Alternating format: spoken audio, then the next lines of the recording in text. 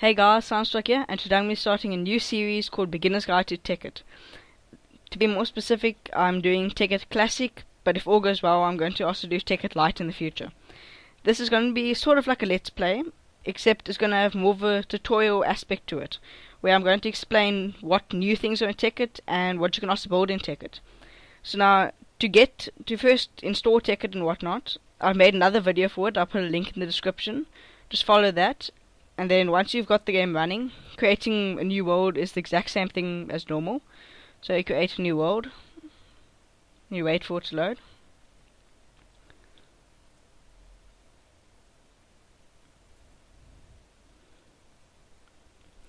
And as you can see, we have seen the first new thing added to Tekkit, which is the volcano. Right at the top you'll see there's lava at the top. Now, if you see at the top right of my screen, there's like a mini-map. This is one of the mods added to Tekkit. To open it, to open the mini-map, you have to press M. I've changed some of the keys, so it might be slightly different in your one. And then you can go key config and change it. This allows you to set waypoints, for example, like that. Allows you to set waypoints, so you can see where your base is, for example. And you can also remove waypoints, like that. Also, if you press X, you can open up a larger map. Sorry, so you can see exactly where everything is. As you can see, the volcano is huge.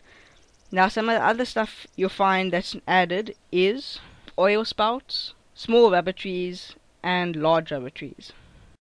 Another thing is if you open your inventory, you'll see this kind of screen. This is if you want to have cheats enabled. So, for example, if I click on this, I'll get a stack of it. If you shift click, you'll get infinite of it, and if you right click, you only get one of it. Now, I'm not going to be using cheats, so you go to options at the bottom left, and click on this piece here that says cheat mode, then it'll go to recipe mode, so you can no longer cheat items. But, if you left click on stuff, you can now see how to make it. It's like a recipe book. Some things you won't understand, like for example macerator, but I'll get to that in future episodes.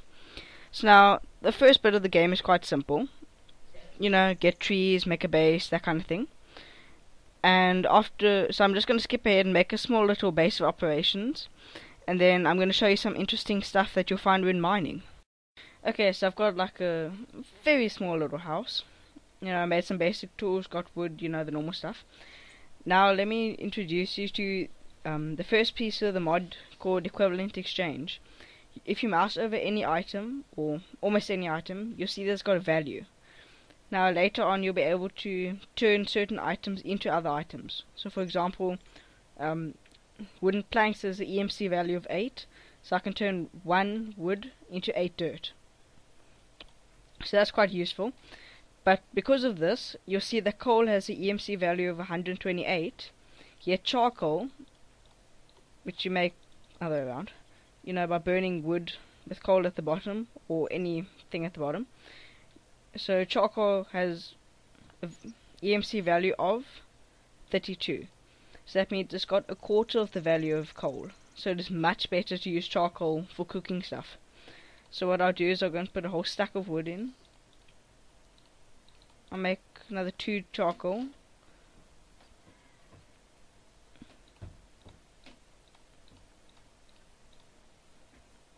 And it takes its time. I'm just going to put the coal back in here in the meantime.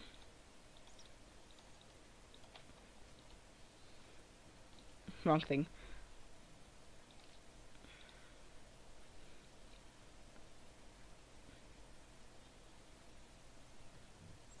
So there you go.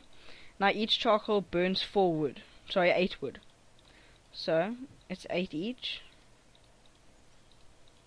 So that means I can put in 32. So that'll make 32 charcoal. So I'll do that while I'm gone. So now the next thing you're going to do in any normal game is go mining. So now you have to go look for a cave, you know, the normal procedure. Or you can just dig down. But I'm looking for a cave so I can show the new things that have been introduced. So after exploring for a while, I went and found a nice little cave sort of thing.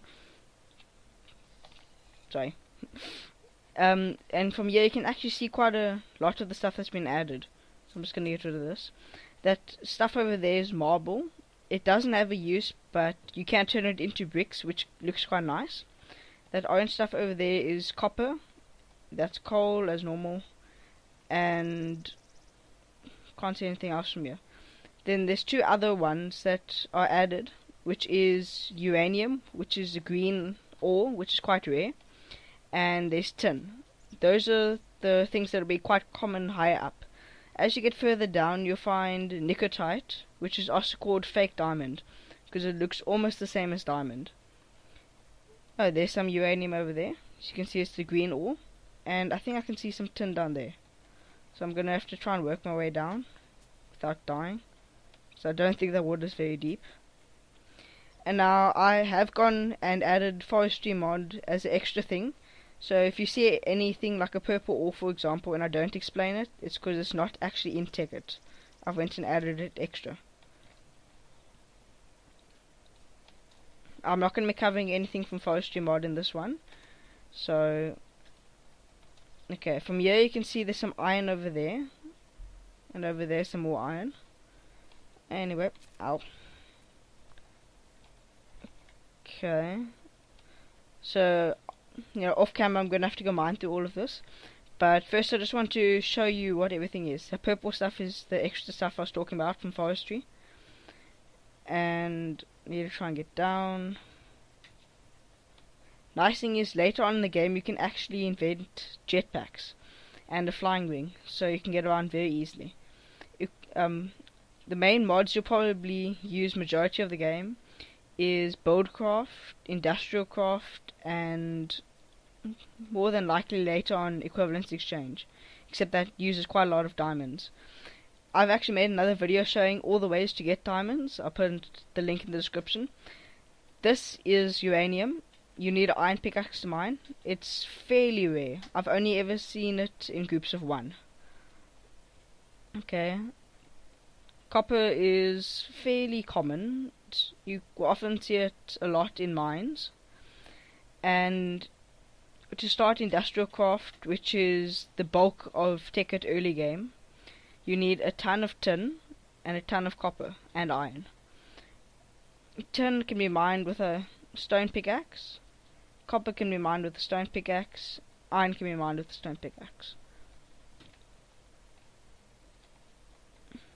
Okay, so that's basically all the new metals you'll see.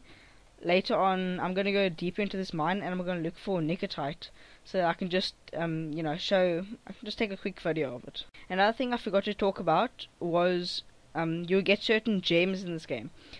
The three types are, there are 3 colors of red, green, and blue. I forgot the names are. I know red is ruby. I think blue is sapphire, and green is, not actually sure what green is. You need an iron pickaxe to mine this. They only have one use, which is to make it into tools. However, they have got they're equivalent to a diamond pickaxe, except they have less uses. So now I'm just gonna go carry on looking for nicotite. There's some normal gold. I'm gonna mine all this just now.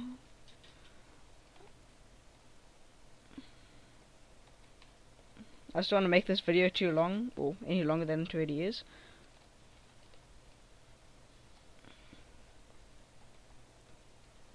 There's some redstone. That's, same as last time, same as normal. And I'm stuck in water, still same as normal. Dying in lava, same as normal.